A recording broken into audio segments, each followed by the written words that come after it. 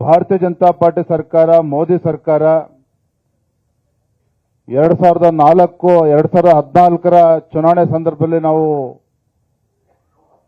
ನೀಡಿರ್ತಕ್ಕಂಥ ಪ್ರಣಾಳಿಕೆ, 2019ರಲ್ಲಿ ನೀಡಿರ್ತಕ್ಕಂಥ ಪ್ರಣಾಳಿಕೆ ನೀವು ಗಮನಿಸಿದ್ರೆ ಬಹುತೇಕ ಎಲ್ಲ ಭರವಸೆಗಳನ್ನ ನಮ್ಮ ಕೇಂದ್ರ ಸರ್ಕಾರ ಈಡೇರಿಸಿರ್ತಕ್ಕಂಥದ್ದು ರಾಜ್ಯದ ಜನತೆಗೂ ಕೂಡ ಗೊತ್ತಿದೆ, ದೇಶದ ಜನತೆಗೂ ಕೂಡ ಗೊತ್ತಿದೆ.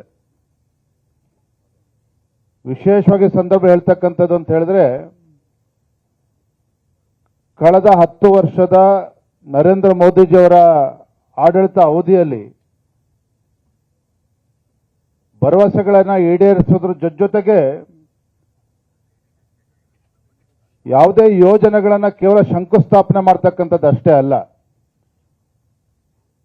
ಯೋಜನೆಗಳ ಶಂಕುಸ್ಥಾಪನೆ ಮಾಡೋದ್ರ ಜೊತೆಗೆ ಯೋಜನೆಯ ಉದ್ಘಾಟನೆಯ ದಿನಾಂಕವನ್ನು ಕೂಡ ನಿಗದಿಪಡಿಸಿ ಎರಡೂ ಕಾರ್ಯಗಳನ್ನು ಹಲವಾರು ಬಾರಿ ನಮ್ಮ ಹೆಮ್ಮೆಯ ಪ್ರಧಾನಮಂತ್ರಿಗಳು ನೆರವೇರಿಸಿರ್ತಕ್ಕಂಥದ್ದು ನಾವು ನೋಡಿದ್ದೇವೆ. ಫೌಂಡೇಶನ್ ಸ್ಟೋನ್ ಅನ್ನ ಹಾಕ್ತಕ್ಕಂಥದ್ದು ಅಷ್ಟೇ ಅಲ್ಲ, ಆ ಕಾರ್ಯಕ್ರಮಗಳು ಇಂಪ್ಲಿಮೆಂಟೇಷನ್ ಕೂಡ ಆಗಿ ನಮ್ಮ ಪ್ರಧಾನಮಂತ್ರಿ ನರೇಂದ್ರ ಮೋದಿಜಿಯವರು ಅದನ್ನು ಉದ್ಘಾಟನೆ ಮಾಡಿರ್ತಕ್ಕಂಥದ್ದು ಅನೇಕ ಉದಾಹರಣೆಗಳನ್ನು ನಾವು ನೀವೆಲ್ಲರೂ ಕೂಡ ನೋಡಿದ್ದೇವೆ. ಜೊತೆಯಲ್ಲಿ ಮತ್ತೊಂದು ವಿಶೇಷ ವಿಚಾರವನ್ನು ಇಲ್ಲಿ ಉಲ್ಲೇಖ ಮಾಡೋದಾದ್ರೆ, ತಮ್ಮೆಲ್ಲರೂ ಕೂಡ ತಿಳಿದ ಜನಸಂಘ ಕಾಲದಿಂದಲೂ ಕೂಡ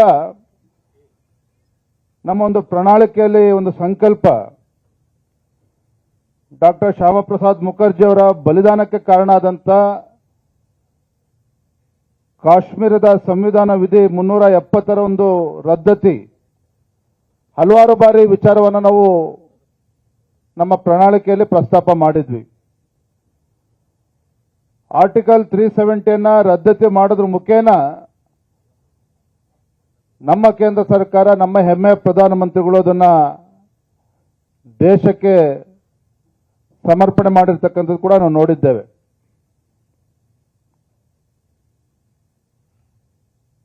ಅಷ್ಟೇ ಅಲ್ಲ, ಕಾನೂನು ಹೋರಾಟದ ಮುಖೇನ ಅಯೋಧ್ಯೆಯಲ್ಲಿ